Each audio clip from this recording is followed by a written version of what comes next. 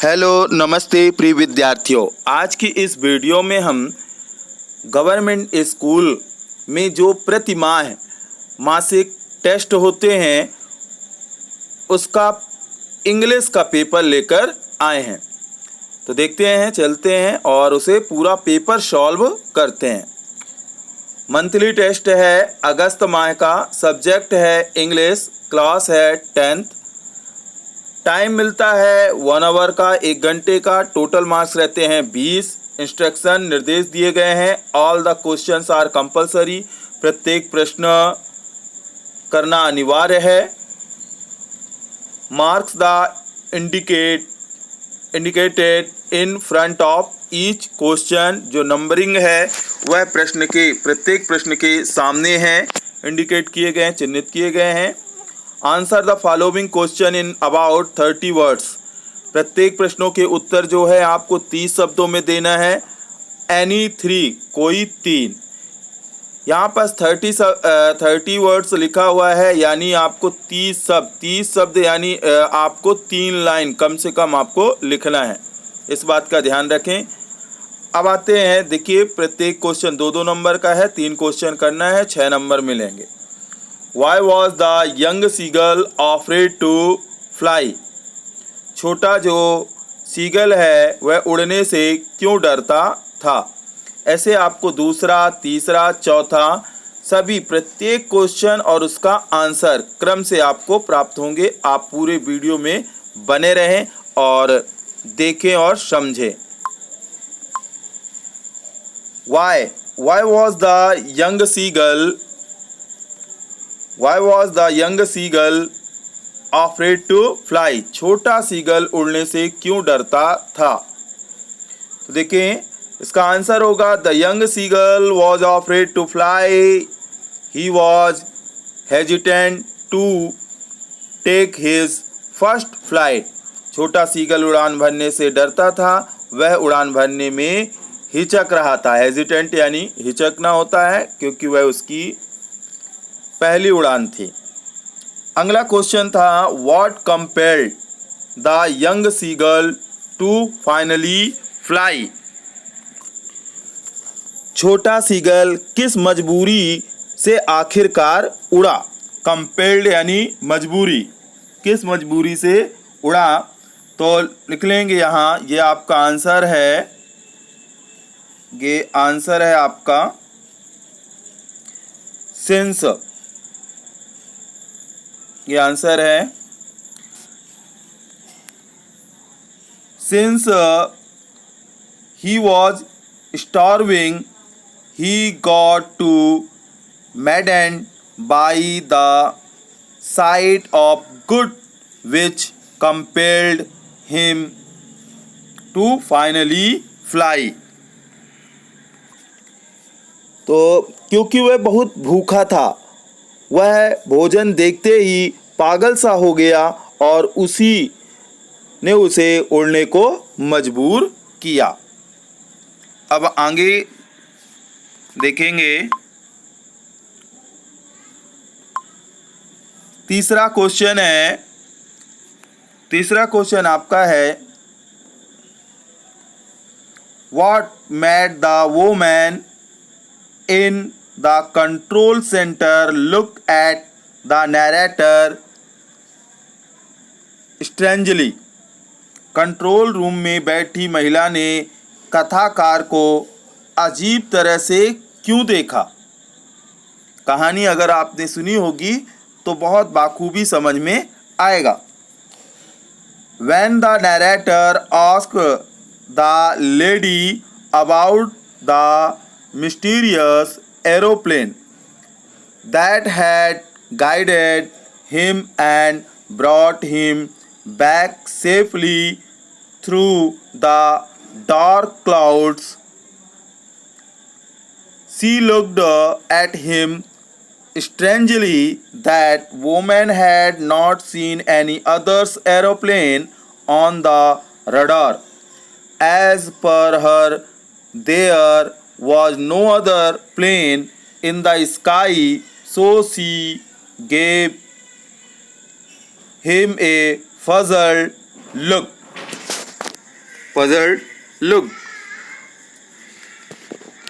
अब कथाकार ने महिला से उस रहस्यमयी हवाई जहाज के बारे में पूछा जिसने उसकी मदद की थी और काले डरावने बादलों से उसे बचाकर सुरक्षित ले आया था। तो उस महिला ने उसे अजीब सी नज़र से देखा। अगला क्वेश्चन जो चौथा क्वेश्चन है, नंबरिंग इसमें मत जाइए, आप अपने क्वेश्चन से क्वेश्चन मिलाइएगा। Why does Anne want to keep a diary? Anne diary क्यों बनाना चाहती थी? Anne had no friend with whom she could talk about or share her personal things. She had a lot of things going on in her mind, so she decided to maintain a diary. N K कोई मित्र नहीं थे जिससे वह बात कर सके या अपने मन की कोई बात साझा कर सके। उसके मस्तिष्क में बहुत से विचार या बातें चलते रहते थे, इसीलिए उसने डायरी बनाने का निर्णय लिया। ठीक है बच्चों, समझ में आ रहा होगा। अब देखें आगे, अब दूसरे नंबर क्वेश्चन में आते हैं। दूसरे नंबर पर देखें क्वेश्चन क्या है। कहता है answer the following question in about 30 words. प्रत्येक प्रश्नों को आपको 30 शब्दों में उत्तर देना है। एनी 2, केवल इसमें 2 करना है। देखिए उसमें केवल 3 करने थे, लेकिन मैंने चारों के आंसर बताए हैं। जो आपको अच्छे से याद हो जाए उनका आप कंप्लीट कर लें, लेकिन परीक्षा की दृष्टि से आपको चारों को याद करना चाहिए। अब देखिए पहला क्वेश्चन है, जैसे what does the phrase in the word of position mean? Position mean the बाल पोयम का है। ये किसका है? द बाल पोयम। तो इसे देखने से पहले देखिए बच्चों, इस पर हम आपको ये फिल इन द ब्लैंक्स बता देते हैं। यहीं पर आपको फिल इन द ब्लैंक्स, खाली स्थान बता देते हैं, फिर इन क्वेश्चनों के आंसर आपको लिखाते हैं और समझाते हैं। तो देखिए यहाँ पर आई होप हिम टुमारो, मैं आशा करता हूँ कि उससे कल देखूँगा, मिलूँगा। क्या है? उससे आशा कर मैं उस आई होप हिम टुमारो। यहाँ पर क्या आएगा? सी की, टू सी किसिंग। तो यहाँ पर आपका आंसर आ जाएगा टू सी। क्या आ जाएगा? ध्यान दीजिएगा, यहाँ पर आपका आंसर आ जाएगा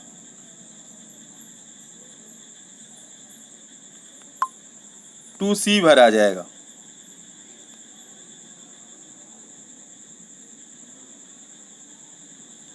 क्या जाएगा? टू सी। इसके बाद मैं आशा करता हूँ कि मैं उससे मिलूँगा, उसे देखूँगा, कल उसे मैं देखूँगा या मिलूँगा। अब आगे देखें, fill in the blanks God help you, परमात्मा आपकी मदद करे। तो जहाँ संभावना होती है वहाँ पर पॉसिबिलिटी के लिए मे यूज किया जाता है। क्या लगेगा? मे लगेगा। अब डू आई डायरेक्टेड में आते हैं। तो डू आई डायरेक्टेड में जैसे लिखा हुआ है, he does his work in time, वह अपने समय में कार्य करती है। इसे चेंज इनटू निगेटिव, इसे निगेटिव में बनाना है, नकारात्मक वाक्य में बनाना है। तो नकारात्मक वाक्य में बनाना है तो आप क्या करेंगे? देखें, यह प्रेजेंट इंडेफिनिट का वाक्य है, प्रेजेंट इंडेफिनिट। और ये डू डज वाले सबसे ज़्यादा आते हैं, इस बात का ध्यान रखें। डू डज वाले प्रेजेंट इंडेफिनिट का वाक्य है, इसकी हेल्पिंग वर्ब डू और डज होती है। यहाँ पर डज जो है हेल्पिंग वर्ब नहीं है, ये वर्ब है, ये वर्ब के रूप में लिखी है। ठीक है, इसे आंसर कैसे बनेगा? आप इसका आंसर बनाएंगे, पहले ही लिखेंगे, फिर does, he does not, he does not do his work. फिर से लिख देता हूं मैं यहाँ,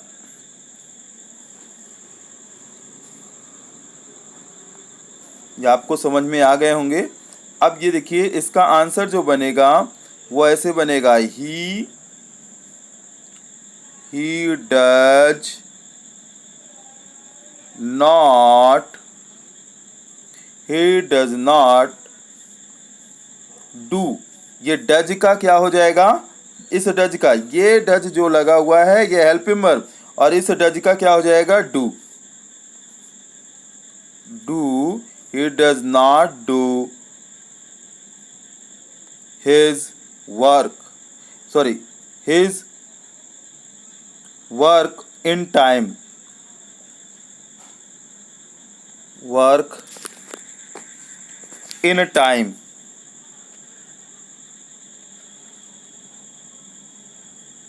in time, ऐसे बनेगा। अगर स्पष्ट नहीं समझ में आ रहा है तो मैं दूसरे पेन से लिखे दे रहा हूँ, देखेंगे। इसका आंसर लिख देंगे,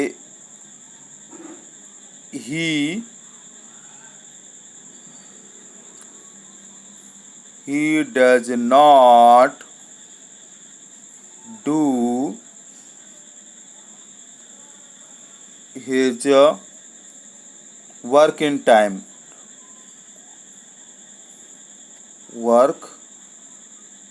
वर्क लिखा हुआ है,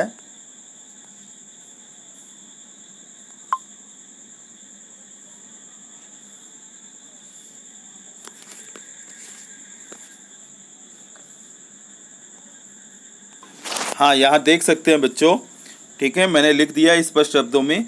तो he does his work in time, यह प्रेजेंट इंडेफिनिट का वाक्य है, इसे निगेटिव बनाएंगे तो ही डज, यहाँ पर मैंने हेल्पिंग वर्ब लिखी है, ठीक है, ये वाला डज नहीं लिखा, हेल्पिंग वर्ब लिखी है, डज नॉट, ठीक है, और ये डज का क्या हो जाएगा, यस यस हट जाएगा, तो ये हो जाएगा do his work in time, ये आपका निगेटिव हो गया। अब चलते हैं दूसरे नंबर के क्वेश्चन आंसर, ठीक है, देखते हैं। तो दूसरे नंबर क्वेश्चन आंसर देखें तो यहाँ पास आपका पहला क्वेश्चन ये रहा। क्वेश्चन वही है, ध्यान दीजिएगा, थोड़ा सा शब्दों का फेर है, बाकी अर्थ वही है। आप देख सकते हैं यहाँ पास आपको क्वेश्चन जो लिखा हुआ है, what does the phrase in the words of position mean. Position means यहाँ अर्थ पूछा है, पोजीशन का मतलब क्या है, पोजीशन का मतलब क्या है, तो अर्थ उसका बताना है। तो ये देख लें, what does in the word of position mean, सांसारिक अधिकारों से आपका क्या अभिप्राय है। पोजीशन यानी होता है सांसारिक, तो in the word,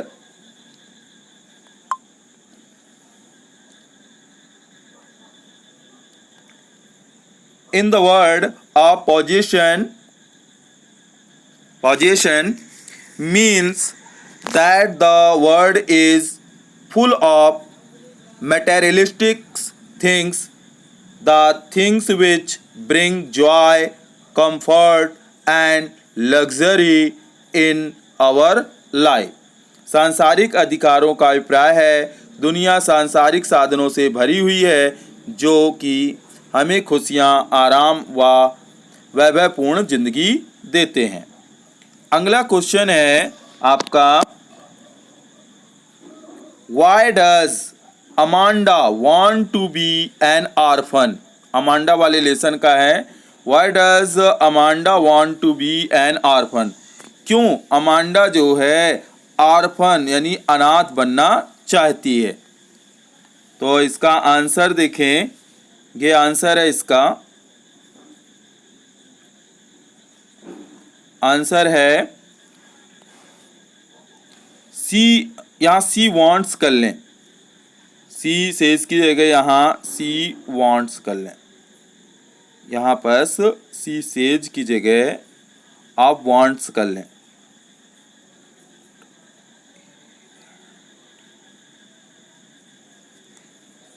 she says की जगह क्या कर लेंगे, वांट्स कर लेंगे। मैं स्पष्ट लिखे दे रहा हूं, यहाँ पर आप सेज की जगह वांट्स कर लेंगे।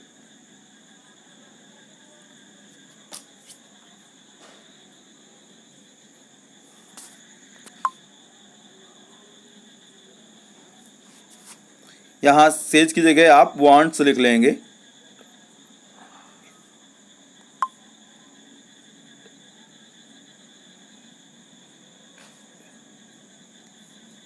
ध्यान दीजिएगा, सी वांट्स क्या लिख लेंगे, she wants so because,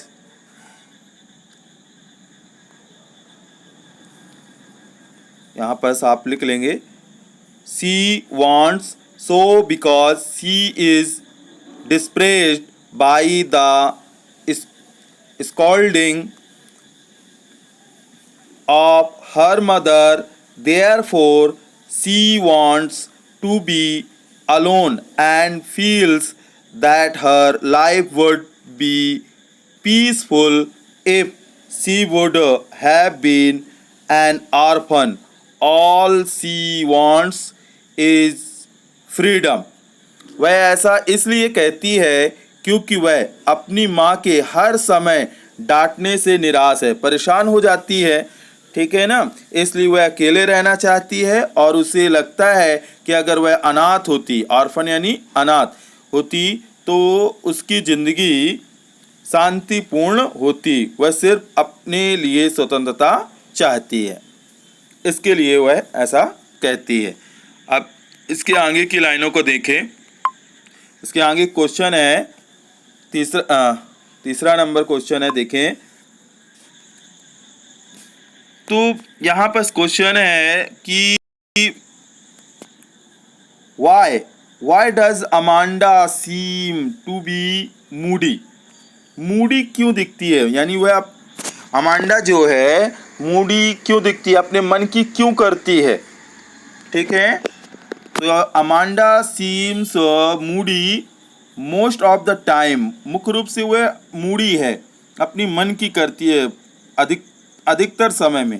because क्योंकि she is trying to make an escape from her sorry reality, उसे वास्तविकता से जो है एस्केप करती है, दूर हटती है, वह कल्पना में डूबी रहती है। Where she is naked most of the time, मुख्य समय वह कल्पना में ही खोई रहती है। She is naked most of the time, जहाँ उसे डांट खानी पड़ती है, जहाँ उसे मुख्य रूप से डांट खानी पड़ती है। बस मोस्ट ऑफ द टाइम तक ही लिखें। It is Indeed A sorry state, ये सब नहीं लिखना है आपको, ये नहीं लिखना, केवल इतना टाइम तक लिखें। अब आगे चलते हैं।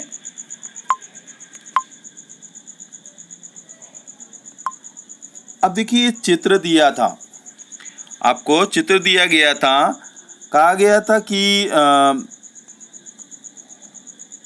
On the basis of the picture given below, नीचे जो चित्र दिया गया है मुख्य रूप से, तो right A short story is about 75 words. यहाँ पर इसके चित्र को देखकर एक छोटी सी कहानी लिखना है, कम से कम 75 शब्दों में।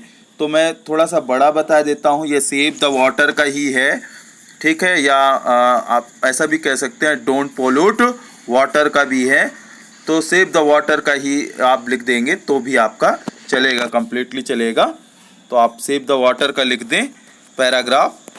तो मैं सेव द वाटर का पैराग्राफ दे देता हूँ। फिर 5वें नंबर में write an application to your principal, 5वें नंबर में है, ये आप देख सकते हैं। ये मैं आपको पहले सेव द वाटर का दिए देता हूँ, ये आप देख सकते हैं, सेव वाटर, पानी बचाओ। अब अगर मैं इसका पूरा अर्थ बताता रहूँगा तो बहुत लंबी वीडियो हो जाएगी, इसलिए आप इसे देख लें। इसके बाद अगला है, आप देखिए अगला क्वेश्चन 5वां नंबर था। 5वां नंबर क्वेश्चन है write an application to your principal requesting him to issue you school leaving certificate. किसकी एप्लीकेशन लिखनी है आपको? स्कूल लिविंग सर्टिफिकेट लिखना है। किसको लिखना है? प्रिंसिपल को लिखना है। स्कूल लिविंग सर्टिफिकेट यानी टीसी, स्कूल छोड़ने का प्रमाण पत्र, स्कूल छोड़ने का प्रमाण पत्र, स्कूल लिविंग सर्टिफिकेट। तो देखते हैं इसे भी। आपने ये सेव द वाटर देख लिया है। अब इसके बाद आप देखें एप्लीकेशन। तो एप्लीकेशन में आप देखिए ये एप्लीकेशन है टू द हेडमास्टर या प्रिंसिपल। तो आप अगर आप 10th के स्टूडेंट हैं, आप 10th के हैं, तो आप क्या लिखेंगे? प्रिंसिपल लिखिएगा। और उसके बाद नेम ऑफ द स्कूल, अपनी अपनी स्कूल का नाम लिख लीजिएगा। एड्रेस ऑफ द स्कूल, जहाँ स्कूल है वहाँ का नाम लिख दीजिएगा। डेट लिख दीजिएगा। फिर सब्जेक्ट एप्लीकेशन फॉर, अब केवल हम एसएलसी, केवल एसएलसी लिखेंगे, ना टीसी लिखेंगे ना सीसी लिखेंगे, केवल एसएलसी लिखेंगे। अगर फुल फॉर्म दिया हुआ है क्वेश्चन पेपर में, आप आसानी से फुल फॉर्म लिख दें, स्कूल लिविंग सर्टिफिकेट। सर या मैडम जिन्हें भी लिखना है, respectfully I beg to say that I am a student of class 10th, यहाँ क्या डाल देंगे? 10th of your school. My father has been transferred Satna to Bhopal, मेरे पिताजी का स्थानांतरण सतना से भोपाल हो गया है। So I can not study here, मैं यहाँ अध्ययन नहीं कर सकता हूँ। I will take admission in Bhopal, मैं भोपाल में एडमिशन लूँगा। Whole family shift in Bhopal, मेरा पूरा परिवार जो है वह भोपाल में शिफ्ट हो गया है। ऐसा और भी बड़ी कर सकते हैं आप। अगर नहीं बनता तो इतने तक ही लिख के आप छोड़ दें। काइंडली इशू मी माई टीसी, एसएलसी और सीसी। तो यहाँ पर आपको टीसी और सीसी नहीं लिखना है, केवल एसएलसी लिखना है, स्कूल लिविंग सर्टिफिकेट लिखना है। Thank you. और इसके बाद आप लिख ही लेंगे योर्स ओबीडेंटली और नेम, योर्स ओबीडेंटली और नेम, ये लिख लेंगे आप।